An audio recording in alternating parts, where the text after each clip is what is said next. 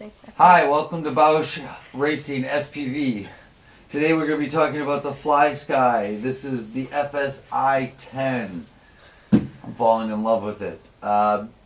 Once again, if you don't know, and this is your first video you're looking at, I've been flying remote control airplanes for 32 years, since I was 14 years old. This is the best radio I've ever had. I was a Futaba lover though. It's thin. It's very lightweight. Some people don't think ergonomically. Well, they put the trim buttons way up here, but if you're a good pilot, you should know how to fly and be able to work these buttons fine with all your fingers.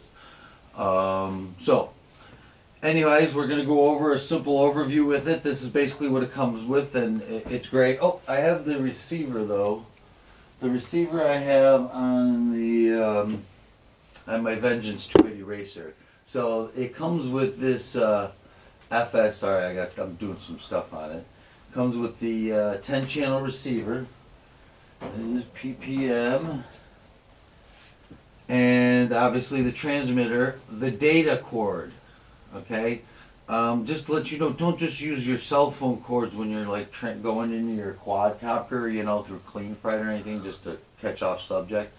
Use the cable that like the quadcopter came with, because data cords and cell phone charger cords aren't the same. They don't have as many wires through them. Comes with the disc and telemetry model plus the expansion port for up to 16. So you got up to 16 channels you can go for. This is the box it came in. Believe it or not, I paid the retail, like I see them around for $199, $188. What a deal. I actually paid $175. It's amazing. I got it from Hobbytown out in St. Charles, Illinois. So, maybe look their website up and buy it from. I don't think this is on his traditional website. Usually him and another gentleman at Hobbytown, they don't usually, that's not on their website, I guess. That's coming from Hobbytown, where the individual owners can start listing stuff on the Hobbytown website. That's unique to their store only, that they decided to carry, that's not in the inventory from Hobbytown. So just so you know. This is the manual disc that it comes with. You can use this, you can find it online. It comes in English and Spanish. It basically looks like this. You want to go do a zoom up shot now? Go. Okay, so this is the manual. There's a Spanish and there's an English. It's basically, I believe it's like 57 pages. This has so much.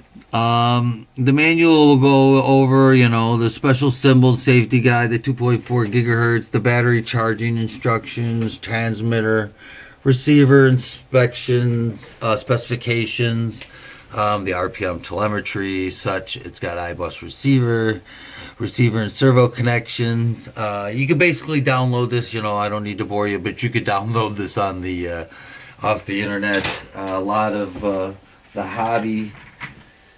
Okay, so basically the hobby stores online. A lot of them have you click on their atlas and stuff.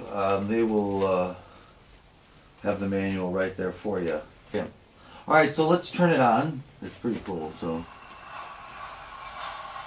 sorry that I didn't open the box for you and stuff. I've actually been using this stuff to give you a really good review, and not open the box and say, "Oh, it looks pretty." Now I got to send it back.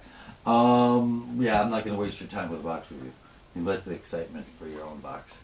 And if I didn't go over that already, which I know I didn't, it's AFHDS, which is automatic frequency hopping digital system. This baby will go to if you didn't hear it, the fighter jet was going off. I really love it. It actually, if I can show you here, it actually on the side comes with a stylus. Here's where the charger port is here too. There's a USB port, and the trainer plug is here. Oh, there we go. Comes with a really nice lithium battery, 1700 milliamp, 3.7 volt lithium polymer battery. So it was really nice. Oh, let me show you another thing. I guess I should power it off. Right here is where the SD card goes in. Put in as big as one as you want. You need the SD card in order to have memory for the models. Otherwise, you're not going to have memory for the models. So we'll turn it back on again.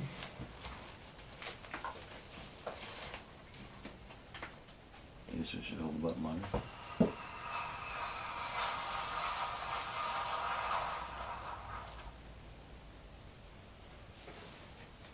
Okay, there's our main screen. This is if you have any questions, you know, it'll help you out, it'll explain it. This screen's great. It's like the first original Samsung screen, you know. They're very inexpensive now, hence why the average price of this is like $200. Here we're going to the setting menu. Just if you haven't noticed, you know, it gives us our auxiliary channels, our active. From the beginning? Yeah. Okay. Okay, so here we go. Obviously, here's your sticks. I like them. They're kind of sharp, but they're nice. They feel really good. And the trims really work well for me. I like them. These a little bit lower could be great, but forget it, man. Put them up there if that's what it takes to get the screen going. Okay, so we'll use our stylus here. We hit the question mark. It'll explain everything about what you're going to go into right in that menu. So there you go. I'll go kind of slow for you so you get a kind of good idea what you're going to be purchasing. And just trying to make it quick. I don't want to get all crazy with it. If you're buying a radio like this, I'd buy it as a first-time radio. Why? You're going to grow into it. Tells you what to do with all the switches and everything. Got a lot of directions there. It's so much information. It's great. From actually being, you know, from a Chinese manufacturer, I don't know. It should be the remote of the year, is my opinion. All right, so you got reverse. Boom, you hit the button. Boom, it's reverse, ready to go. I got that one for my gimbal camera on the Vengeance 280. Okay, we'll go back. Your endpoints. This is your endpoints. When you click on one, there you go. Look at, you change the dial up and down. So it's really great. That's channel 5, which is this one. See, and then I can change it there too. I've got it on that switch. It's a 3-position switch. Obviously, here's a single position, momentary, you know.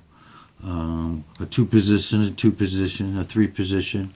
This is a 3-position. A 2-position, a 2-position, a 2-position. These dials on the side, these are great. I use this for the gimbal camera on the when I want to be on auto mode. And I use this on the Hyperion Vengeance 280, our racing quad. And then you got 3 other dial knobs you can use here, and this would probably work very well for PNID tuning in flight. Well, I haven't tried it yet though. Okay, so we can go back. You can see what we got there. You got the sub trim, same as the other one, the dial. Let's not go over it. All right, rudder to aileron, the mixing rates. It's everything you'd want and more, unless it just did it itself. So there you go, throttle delays, auxiliary channels. And there's other guys out there that go in super duper detail in it. And I'm going to go more in detail as we set it up with airplanes and the quad when I do the review on the quad. That way you get to see it in first hands. I mean, what's the point of me just showing you, you know, I'm just showing you right here. You got 3 pages. Function delay, linear axes, logic switches. The trainer mode's nice. You can limit the trainer box, what he can do, or she. You could turn off the rudder for them, you know, or just allow them to only do it a little bit. That's great because, you know, how they're usually a little twitchy on the throttle and they bumps the rudder. You know, you can maybe put a little dead zone in there, but on the trainer box, boom. It's quick and simple. And how you do that is you'd like just click on that and you don't want them to do anything, you know, boom, you're ready to go. Okay? But I like all my stuff. Okay. We'll go back. Go back. Here's your models. Here I got my Vengeance here. It's all set up. Well, you can add change the names, copy, export them, do all your basic stuff. Or in some. Here's the setup here. You could set it up for PPM output. I'm not right now because I'm playing with the gimbal camera and I kind of like it right now, and then I'll get it back into PPM. Here it's saying the AFHDS again is the automatic frequency hopping digital system. Bind with the receiver, you hit that, boom, you're ready to go. Bind with the receiver. Anyone, man, just put the bind plug in there. From my understanding, this is all open source and it'll bind to just about anyone that has automatic frequency hopping, is from what I understand, or even less. Fail-safe modes, display sensor, speed and distance if you have the sensor. And that's about it. And then the systems, you know, how screen calibration, USB function, stick mode.